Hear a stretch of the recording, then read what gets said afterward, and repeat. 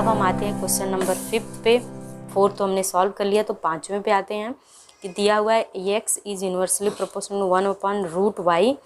x बराबर अगर 40 हो और y बराबर 16, तो हमें पहले क्या करना है, पहले x और y का मान, तो x इक्वल टू k बटा रूट,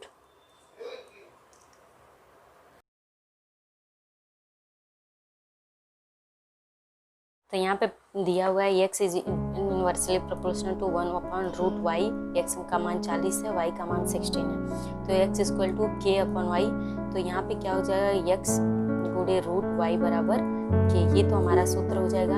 अब x का मान कितना दिया हुआ है सवाल में, x का मान 40 दिया है, तो 40 गुणे y का मान 16, तो रूट 16 बराबर k। तो ये रूट जब हटेगा तो 40 गुणे 4 बराबर k, तो 4 चौका 16, 160 के हो जाएगा, मतलब के का मान कितना हो जाएगा 160। तो हमारा सूत्र हमें मिलेगा जहाँ पे के क्या है, विचरण का अचरांक है, ठीक है, के विचरण का अचरांक हो गया। अब हम लिख देंगे कि x into root y equal to 160, ठीक है फ्रेंड। तो ये हमारा हो गया मान। अब दिया हुआ है कि अगर x बराबर 10 हो तो y कितना होगा, तो हमें पता है कि का मान, तो x का मान रख देंगे 10 गुणे रूट y बराबर 160, ठीक है, सूत्र से यहाँ पे लिखेंगे सूत्र से, ठीक है फ्रेंड। तो x गुणे y, तो यहाँ पे रूट y बराबर क्या हो जाएगा 160 बटे 10 हो जाएगा, तो 10 कैंसिल हो जाएगा, तो रूट y बराबर कितना होगा 16।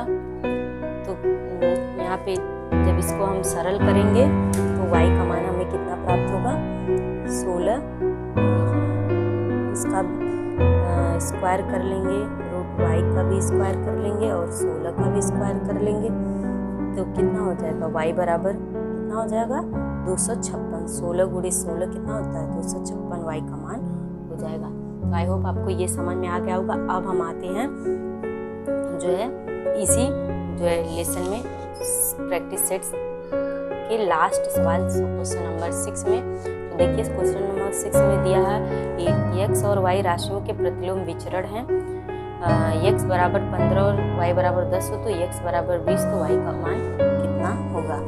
तो हम चलिए देख लेते हैं कि प्रतिलोम जब विचरण है, x और y राशियों के प्रतिलोम विचरण है, यानी कि x सवाल से क्या x इन्वर्सली 1/y, तो x बराबर k बटा y, इसको लिख सकते हैं, या फिर ऐसे लिख सकते हैं y बराबर k बराबर x इंटू y, ठीक है फ्रेंड। तो जहाँ k बराबर क्या है, जहाँ k बराबर विचरण का अचरांक हो गया, ठीक है फ्रेंड, यहाँ विचरण का अचरांक हो गया।